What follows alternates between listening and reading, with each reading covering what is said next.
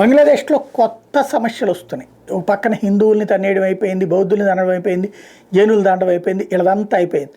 ఇక తమ వాళ్ళంతా ఆమె షియా సున్నీల మధ్యన ఘర్షణ ఒక పక్క నడుస్తుంది, అలాగే అహ్మదీలతో ఘర్షణ ఒక పక్క నడుస్తుంది. ఇవన్నిటికీ తోడుగా తస్లీమా నస్రీన్కి సంబంధించినటువంటి అక్కడ పుస్తకశాల ఒకటి పెట్టారు, ఎగ్జిబిషన్స్ టైప్లో ఉంటుంది, అక్కడ అమ్ముతుంటారు. అట్లాంటి కేంద్రాల మీద దాడి.